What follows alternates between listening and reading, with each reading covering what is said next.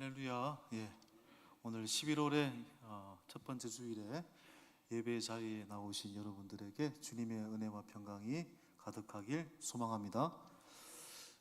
여러분, 여러분의 인생에서 가장 소중한 것은 무엇입니까? 여러분은 뭐가 가장 풍성하면 든든합니까? 뭘 가져야 든든할까요? 솔직하게. 뭐니 해도 머니가 최고인가요? 여러분, 이 돈은 정말 필요합니다. 그렇죠? 당연히 우리가 돈이 있어야 최소한의 생계를 유지할 수 있죠. 또 돈이 있어야 아픈데도 고칠 수 있죠. 돈이 있어야 또 사람을 살릴 수도 있고요. 돈이 있어야 좋은 일도 할 수 있습니다. 그러니까 돈이 있다라는 것이 죄가 아니고 물질주의가 죄인 거죠. 오늘 어리석은 자의 비유에서도 말하는 것은 돈이 있다라는 것이 죄가 아니라 물질주의가 죄고 탐심이 죄다라는 것을 말씀하고 계십니다. 여러분, 부자와 가난한 자가 서로 싸우고 있다. 누구 편을 드시겠습니까, 여러분? 부자와 가난한 자가 싸우고 있다. 보통 인간적인 본능으로는 누구 편에 씁니까? 제가 최근에 한국 시리즈 야구를 했잖아요. 제가 야구 응원하는 팀이 올해 처음부터 바닥을 쳤기 때문에 야구를 전혀 안 봤습니다. 뉴스조차도 잘 안 봤습니다. 그냥 교회 와가지고 우리 유소년부 학생한테 물어봤습니다. 어제 어떻게 됐어? 졌습니다. 어떻게 돼서 졌습니다. 계속 그렇게. 근데 이번에 한국 시리즈를 할 때 26년 만에 우승에 도전한 팀을 저도 모르게 응원을 하게 되더라고요. 약자의 편이구나, 사람은 본능적으로. 그런데 안타깝게 또 졌습니다. 내년에는 뭐 잘 되기를 바라고. 보통 그러니까 부자와 가난한 자가 싸우면 가난한 자 편에 쓰는 경향이 많습니다. 그죠? 그런데 여러분, 우리는 부자와 가난한 자가 싸우고 있으면 누구 편에 서야 됩니까? 우리는 부자의 편에 가난한 자의 편에 서는 게 아닙니다. 언제든지 옳은 자의 편, 하나님 보시기에 옳은 자의 편에 서기를 노력해야 되는 것입니다. 하나님께서는 부와 가난을 성과 악의 구조로 말씀하지 않으셨습니다. 그렇죠? 중요한 것은 부와 가난을 공존하게 하셨어요. 잠언서 22장 2절을 보면은요, 이런 말씀이 있습니다. 시작. 가난한 자와 부한 자가 함께 살거니와 그 모두를 지으신 이는 여호와시니라. 그렇죠. 어떤 사람이 보통 우리가 부자가 악하다 이렇게 무턱대고 말하는 사람이 있습니다. 아니죠, 여러분. 부자가 악하다라고 말하는 이유는 부자가 악하기 때문이 아니고 부자라서 가난한 자를 돌보지 않는 것에 대해서 악하다라고 말하는 것이고, 가난한 자가 긍휼히 여김을 받는다라고 말을 할 때 가난한 자가 선하기 때문에 그렇게 말하는 것이 아니라 가난한 자는 긍휼의 대상이기 때문에 그렇게 말하는 것입니다. 그러니까 우리는 부자이냐 가난한 자이냐 그게 중요한 게 아니라 첫 번째, 누구에게 복음이 필요한가 그걸 보고 나아가야 된다는 것입니다. 창세기 2장 16절 17절에 보시면 여러분이 잘 아시는 말씀이 등장합니다. 우리가 어떤 신앙관을 가져야 되느냐? 창세기 2장 16절 17절 한번 읽어볼까요? 시작. 여호와 하나님이 그 사람에게 명하여 이르시되 동상 각종 나무의 열매는 내가 임의로 먹되 선악을 알게 하는 나무의 열매는 먹지 말라. 내가 먹는 날에는 반드시 죽으리라 하시니라. 여기에 우리가 어떤 신앙관을 갖고 살아야 되는지가 다 나와 있습니다. 에덴 동산에서 하나님께서는 네가 임의로 먹으라고 했습니다. 첫 번째는 하나님께서 모든 것에 대해서 긍정하셨어요. 임의로 다 먹으라, 긍정하셨죠. 그런데 두 번째, 그런데 선악을 알게 하는 나무는 먹지 말라. 너에게 주신 환경, 음식, 재물 포함해서 일단 긍정적인 시선을 가져라. 그런데 그 가운데서 뭐를 하지 말아야 될 것에 대해서는 분명히 하라는 것입니다. 두 번째는 부정을 말씀하셨죠. 멋대로 마음대로 하라고 했지만 그 중에서 하지 말아야 될 것은 분명히 하라. 이 말은 다시 말해 우리는 세상 속에 삽니다. 세상 속에 살아야 되죠. 세상을 타부시해서는 안 되죠. 그런데 세상 속에 살지만 세상 속에 세상의 가치관에 물들지 말라는 얘기죠. 문화신학자 리처드 니버의 표현에 의하면 문화를 변혁하는 그리스도인이 되라는 말이죠. 여러분, 그런 의미에서 오늘 비유에서 예수님은 물질의 악함이 아니라 부자의 뭐를 지적하고 계시는 겁니까? 탐심을 지적하고 계시는 것입니다. 예수님은 부자에게 이렇게 말씀하셨죠. 자, 15절을 다시 읽어보겠습니다. 15절 시작. 그들에게 15절 누가복음 12장 15절 시작. 그들에게 이르시되 삼가 모든 탐심을 물리치라. 사람의 생명이 그 소유의 넉넉한데 있지 아니하니라. 탐심을 물리치라. 탐심을 물리치기 위해서는 뭐가 필요하다는 겁니까? 사람의 부유함이 소유에 넉넉한데 있지 않다라는 것을 알라는 겁니다. 다시 말해 생명이 소유보다 훨씬 더 소중한 겁니다. 여러분, 제가 어떤 책을 읽었는데 돈의 어두운 면에 관한 이야기를 읽었습니다. 돈은 힘이 있습니다. 그렇죠? 돈이 있으면 내가 사고 싶은 거 살 수 있죠. 그리고 또 기회도 분명히 옵니다. 그리고 사람들을 또 마음대로 부릴 수도 있는 것 같아요. 어떤 의미에서. 그리고 사람들을 좌지우지하는 경향도 있습니다. 그러니까 돈은 하나님을 제외하고는 가장 매력적인 우상이 아닐 수가 없습니다. 그러니까 이 돈이 정말 내 마음을 빼앗아 버리는 우상이 되면 어떻게 될까요? 하나님 믿을 가치가 없어질 것 같아요. 그리고 하나님조차도 내 돈의 확장을 위해서 이용하는 도구로 사용하는 것입니다. 그러니까 탐심을 물리쳐야 되는 것입니다.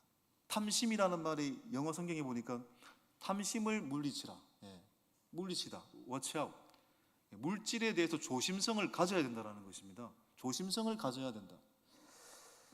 유진 피터슨 메시지 번역에 보니까 누가복음 12장 15절을 이렇게 번역을 했습니다. 자, 한번 읽어보겠습니다. 예수님께서 사람들에게 말씀하셨다. 조심하여라. 들끓 만한 탐심에도 빠져들지 않도록 너희 자신을 지키라. 너희가 소유가 많더라도 그 소유가 너의 삶을 규정해 주지 않는다. 소유가 너의 삶을 규정해 주지 않는다. 그러니까 우리는 그 사람이 어떤 집에 살고 어떤 옷을 입고 어떤 차를 타고 어떤 시계를 차고 어떤 신발을 신고 어떤 가방을 매냐, 그 사람을 규정하는 것으로 여기는 경향이 있지만 여러분, 그렇지 않습니다. 제가 한 가지만 예를 들면 예비군 훈련장 가면 사람이 왜 그렇게 변하는지 모르겠어요. 다 이상하게 변해요. 그렇게 또렷또렷한 사람이 예비군 복장만 입으면 말 안 듣습니다. 여러분, 말 안 듣습니다. 그 사람 똑같더라고요. 그 사람이 뭐 올 때 좋은 차를 타고 왔던, 자전거를 타고 왔던, 걸어왔던 예비군 복장을 입으면 똑같아요. 여러분, 똑같더라고요.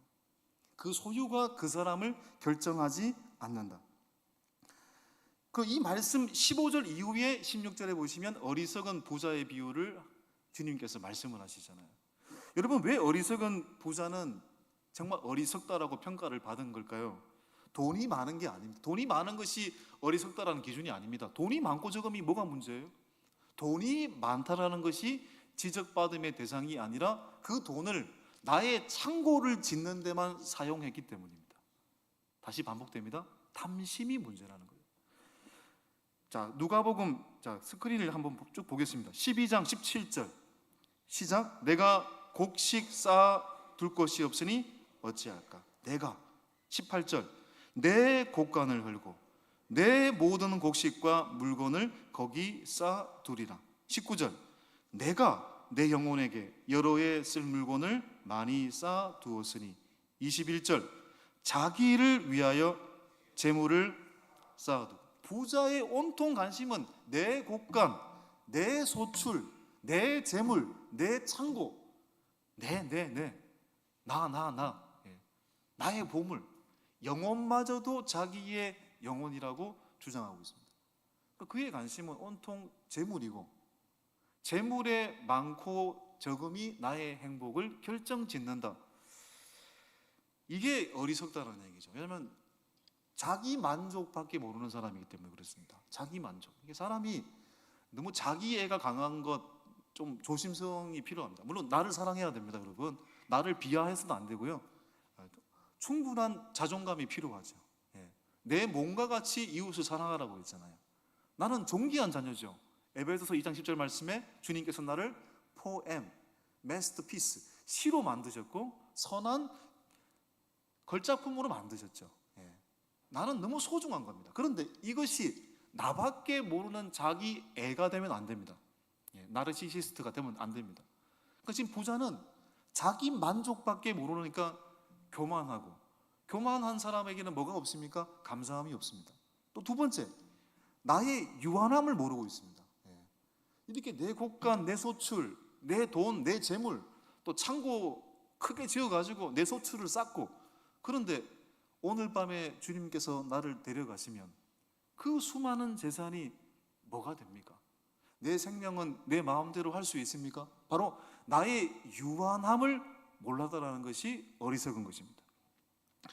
여러분, 이 리차드 마우의 무례한 기독교라는 책에 보면은 제가 여러 번 소개를 했는데 여기에 이제 간디 이야기가 있죠. 제가 수없이 얘기했다. 간디는 산상수훈의 예수는 믿지만 예수쟁이는 싫다고 했습니다.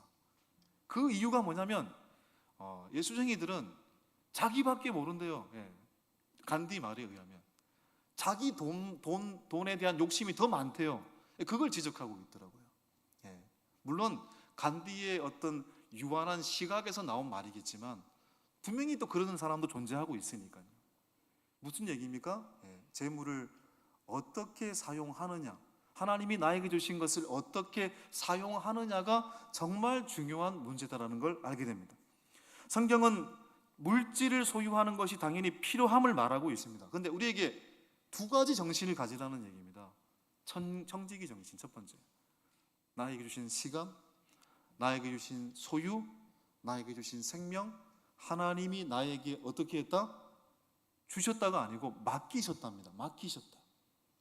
나에게 맡기셨기 때문에 나는 청지기로 이것을 감당하는 것입니다. 예. 하나님 나에게 자녀를 맡기셨고 돈을 맡기셨고 재물을 맡기신 겁니다. 그런데 맡겼다라는 것으로만 끝나서는 안 됩니다. 맡기신 것을 어떻게 주인의식, 주인이 아니라 주인의식을 갖고 이것을 선용하고 잘 활용해야 된다는 겁니다. 여러분, 이 어리석은 부자 비유를 통해서 우리가 자세히 보실 부분이 여기에 가장 많이 나오는 단어가 뭘까요? 조금 전에도 언급했습니다. 나, 자기, 내가, 이 말이 가장 많이 나와요. 내 물질, 내 소출, 내 곳간, 내 창고. 우리가 성경을 읽을 때도 내 관점으로 읽으면 내가 복음이 되는 거고요. 내가 로서가 되는 거고요. 내가 행전이 되는 겁니다. 2주 전에도 말씀을 드렸듯이 절대로 우리는 이 성경을 읽을 때 내 생각을 강화하기 위한 수단으로 읽어서는 절대로 안 됩니다. 이 성경 앞에 언제나 내가 깨어지기를 갈망해야죠. 그래야 그 사람이 변화가 되는 거죠. 여러분, 나를 벗어나고 있지 못합니다. 그런데 여러분, 우리는 나만 사는 게 아니잖아요. 나와 너와 우리 그리고 하나님, 여기까지 가야 되는 거잖아요. 유대인 철학자 이 마르틴 부버라는 유대인 철학자가 있습니다. 이 사람은 원래 시온주의자였습니다. 시온주의자가 뭐냐면 이스라엘 땅에는 유대인만 살아야 된다는 얘기입니다. 다른 민족 필요 없어. 이스라엘 땅에는 순수 유대인만 살아야 돼. 시온주의자였습니다.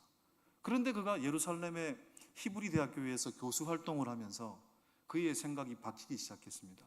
이스라엘 땅에는 유대인만 살아서는 안 되고 유대인 그리고 팔레스타인, 아랍인이 공존하며 사는 곳이 되어야 된다라는 생각으로 바뀌게 되었습니다. 그리고 나서 그가 쓴 책이 그 유명한 나와 너라는 책이고요. 그 나와 너라는 책은 결국 이런 말입니다. 나는 너 없이 존재할 수 없다. 반대로 너도 나 없이 존재할 수 없다. 더 나아가서 우리는 하나님 없이 존재할 수 없다. 여러분, 어떻게 이 세상을 살면서, 그래서 교회가 여러분 비록 문제가 있지만 우리가 이 교회 공동체를 떠나지 않아야 될 이유가 여기에 있는 겁니다. 20세기 초반에 한국에도 무교회주의자들이 굉장히 판을 쳤죠. 물론 훌륭한 분도 많았습니다. 함석헌 선생님도 무교회주의자고 김교신 선생도 무교회주의자입니다. 그들이 주장했던 주장은 이 교회는 제도를 가진 공동체이기 때문에 너무 썩어 문드러졌다. 여기서는 희망이 없다. 교회 제도를 벗어나서 예수를 믿어야 된다. 그래서 무교회주의를 주장했습니다. 그런데 그 말 자체가 어폐가 있습니다. 무교회주의라는 공동체를 또 만든 거니까요. 그것 또한 교회잖아요. 예. 그들의 말에는 어폐가 있는 거죠.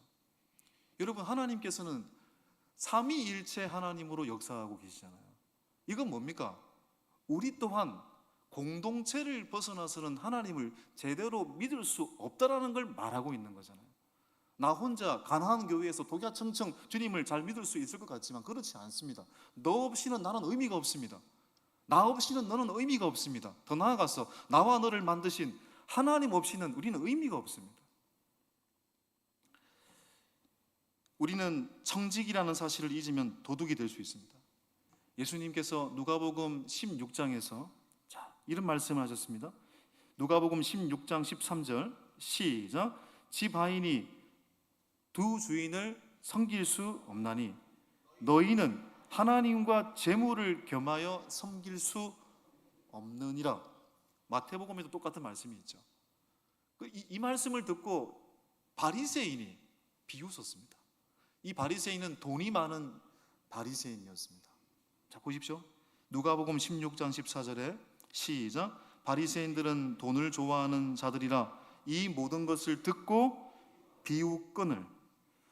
재물을 사랑하는 사람은요, 재물을 사랑한다는 말이 신앙이죠. 재물을 신앙하는 사람은 주님의 말씀을 비웃습니다. 이 말씀을 예수님 당시에도 초대교회에도 우리가 사는 이 시대에도 재물로만 만족하는 어리석은 부자가 많이 있습니다. 그런데 그들을 향해서 주님은 뭐라고 말씀하고 계실까요?